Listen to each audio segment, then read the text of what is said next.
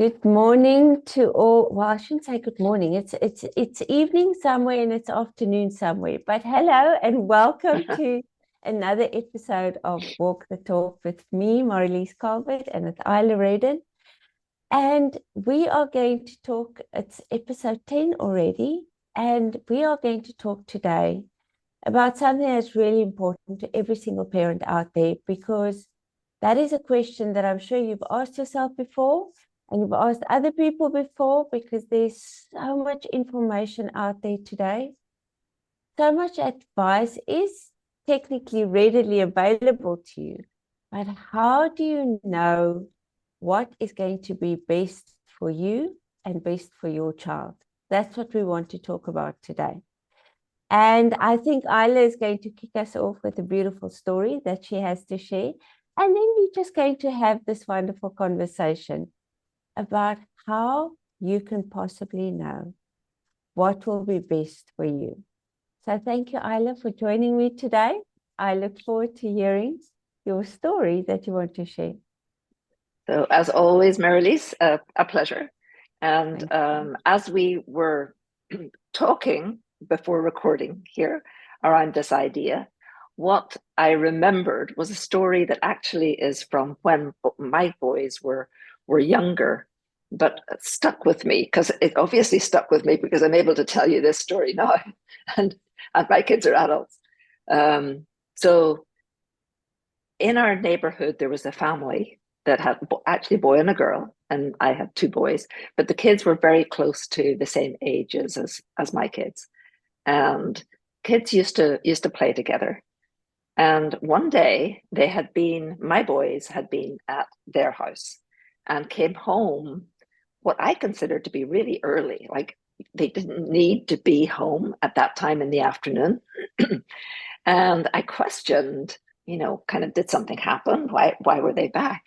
And both of them were just really kind of shaken up by the fact that there had been so much arguing, that the two siblings had been arguing between each other, and then the parents had got involved, and that there was so much shouting and yelling that was taking place that both of my boys had decided, I don't want to have anything to do with this. We've got to get out of here. And it really struck me, this aspect of, you just never know what is going on inside another home. You don't know the environment that the kids are growing up in, or that your kids, if they're going to visit and spend the afternoon there, are experiencing.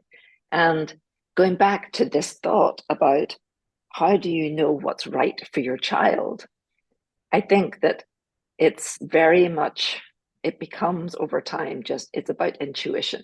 You just sense your way through it. And you have examples like mine when the kids were younger that I remember today. That's, I don't ever want to have my kids be in an environment where they are scared or completely overwhelmed by other people's actions or reactions. And they were very disturbed by the amount of shouting and yelling and the lack of cohesion inside that home. So that showed me my kids need to feel safe. They need to know that there's not going to be a lot of argument or difficulty inside the home. And I always worked on that. That was a real priority to me, that we had as much calm as possible.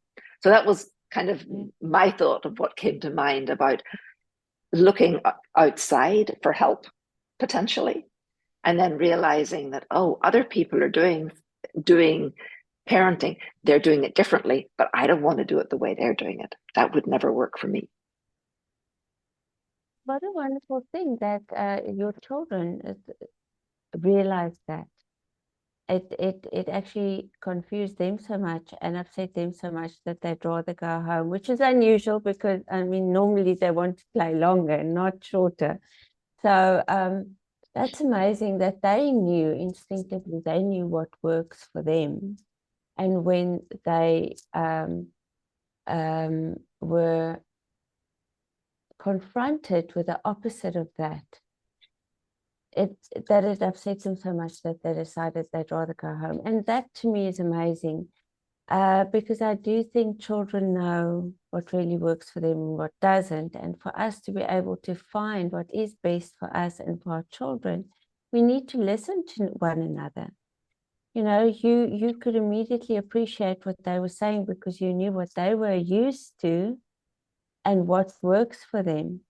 And this was just such a great example that they themselves knew, okay, this is not our cup of tea, we'd rather go home.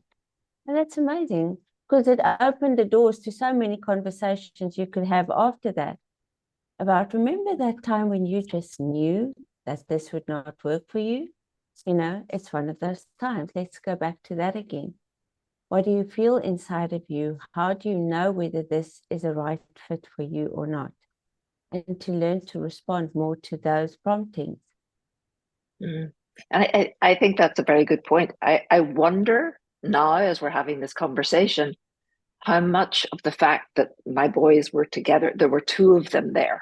You know, if it had been just one, would that have been different? There was another family, and I mean, it sounds terrible, but you know, when kids are younger, there's an awful lot of dynamics that go on. Yes, but there was another family in the neighborhood that had two boys, and my boys, those two boys would come and play in our house, but my boys would never go there. They did not ever want to go there. So yes, at the time, I was sort of aware of, you're aware of what's going on, but you're not doing an awful lot of thinking about it. You just know kids don't want to be here. They do want to be there. You're aware of that, but you're not aware of, well, what's going on that is what's making them make these choices.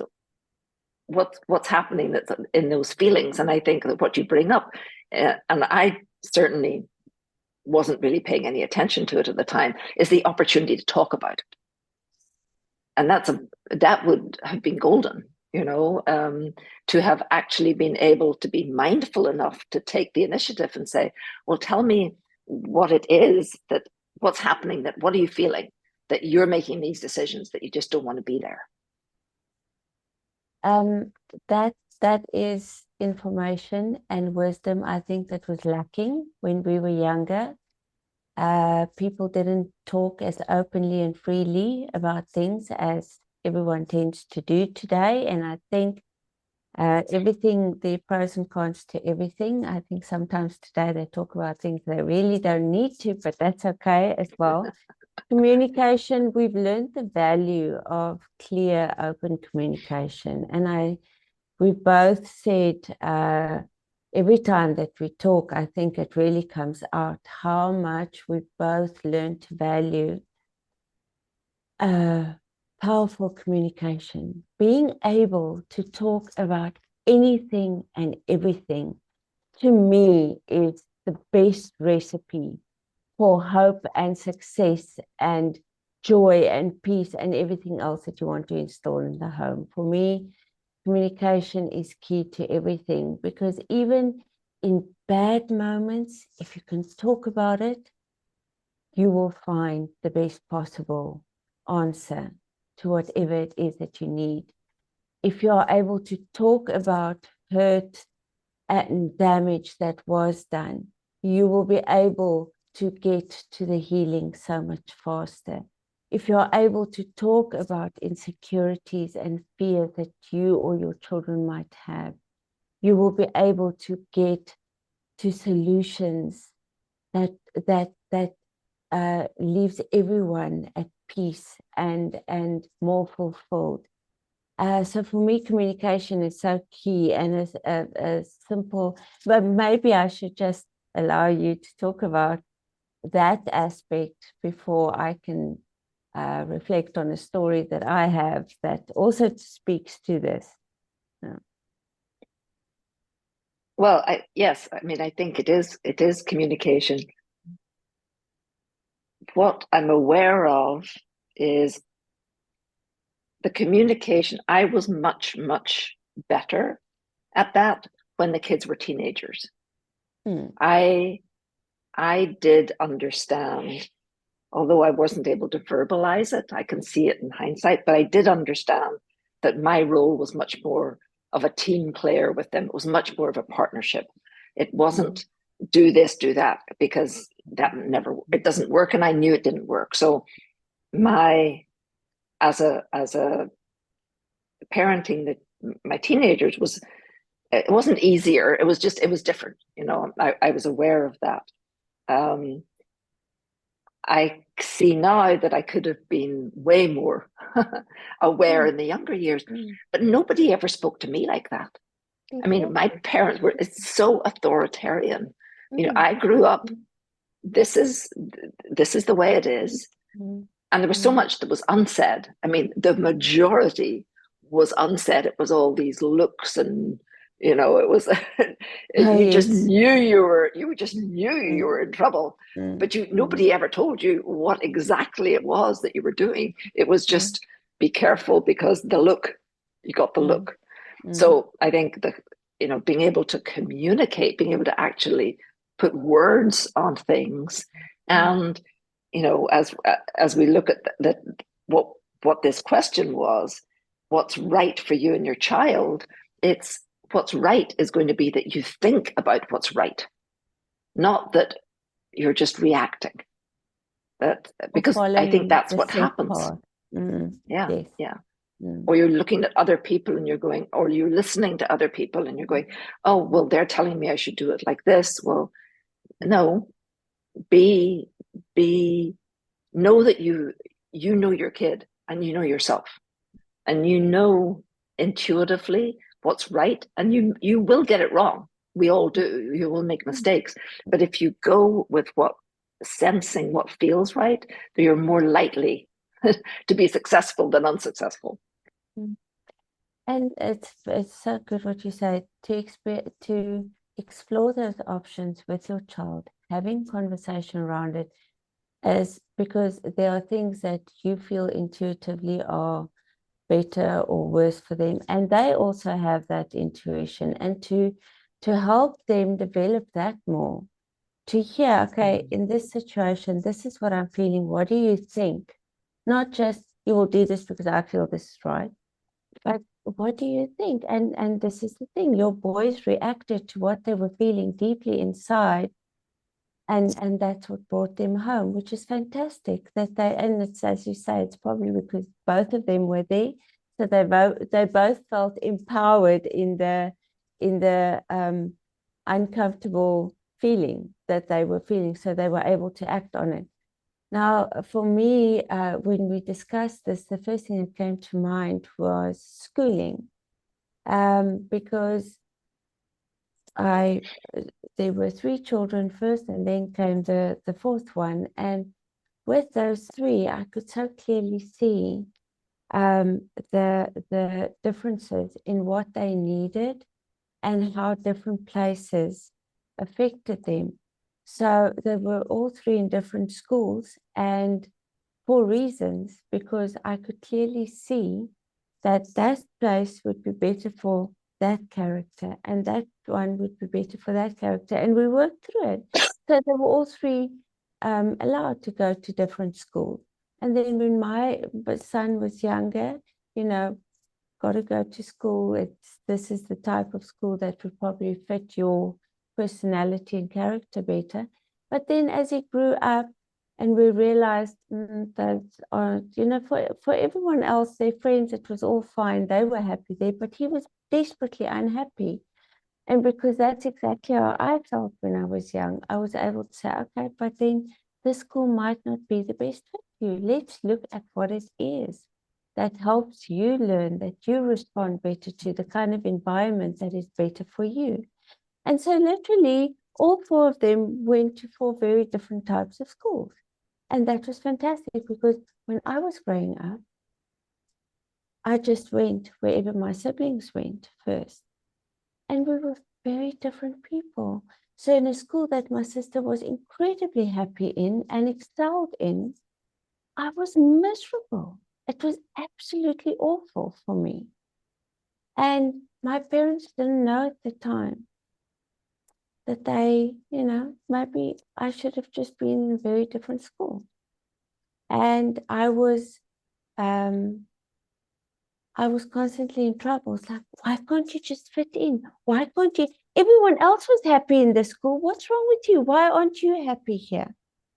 And I felt like that was an area where if we could have the conversations, if the acknowledgement of all of us just being different, and every child did not have to fit into the same kind of system, that there might be something wrong with the child because everyone else was happy there. So what's wrong with you? Instead of saying, okay, well, maybe this is not the best place for you. Let's look at what you need. Let's look at how this environment is not conducive to your way of learning or conducive to what really resonates with you. If we had that wisdom then, and those open channels of communication, that could have been different for me. So that was something that prompted me to do it differently with my children, and it definitely worked for them. It definitely did benefit them. The fact that I could move all of them around as I felt they needed that. So that to me was the first example that came to mind of, even if everyone is doing it like that, ask yourself the question, is that still right for you? Mm-hmm. Have the freedom to say, okay, well, even if it's working for all these people, is that something that is really working for me? And have the freedom to base your choices on what you feel deep down really works for you. I think there's Yeah. a lot of freedom in that, a lot of freedom in that. And we need to embrace that freedom with open communication of not only what you think as the parent might be best, but what your child feels as well. Yeah. Because I do feel the option that you both feel is going to work best for you is probably the best option for you. Mm-hmm. And I think with that, be willing to make changes when it seems evident that whatever choice you made isn't working. Yes. I think that often we sort of feel boxed into, well, we've made this choice and we've got to stick with it. Yes. And sometimes that is true, but I think being willing to be more open and not know exactly what's right, just this seems to be the right thing to do for right now, but being willing to make a change when that's obvious too, I think is very important. And every time you have to have a hard conversation, really embrace it because it's preparation for the next hard conversation. And every time we and our children get to respond openly and honestly in that conversation, it's tremendous building blocks for more difficult things that might come or more things that need to be solved together. Don't shy away from the hard conversations. It's nice to talk about all the things that you enjoy and you love and you value. Same amount of importance needs to be placed on the hard conversations as well, because it's in the balance of those two things that you often find the most amazing building blocks for your relationship with your child. Mm-hmm. Yeah, I think that's wisdom indeed. And everything is building. Always. Yeah. My kids are both adults. Mm. As long as you have a relationship, you're building it. Mm. It never stops. Mm. So yeah. Yeah. Okay. Wonderful. Yes. So let's close this one with, do you have a word that you want to leave us with, or a thought to leave us with? Well, just based on the last thing that you said, every moment is an opportunity to build. It can be an act of constructive building or breaking down. There's a lot of destruction that's taking place. So just make the decision to build whatever needs to be built. Just build as well as you possibly can. And you will see over time that it's with good. Yeah. I think that's wisdom indeed. I just had my son with me for a week, and the fact that my adult child, my 30-year-old, chose to fly from LA to Portugal to spend a week with me, that's every mother's dream. That is a relationship that is in under constant construction. You built it, and then you're maintaining it. So, a lot that we have to continue to work on, and I think we have to trust our gut so much with what we know inside is the right thing for us and the right thing for our kids. So, thank you. That was a great topic. I'm glad you had that opportunity. Every day is an opportunity to build. We never grow too old to build. So, yeah, glad you had that time. For sure. It is lovely to speak to you again, Isla. Thank you so much. Yeah. Thank you, Marilise. And until next week. Yes, we'll see you then. Have an awesome week, everyone.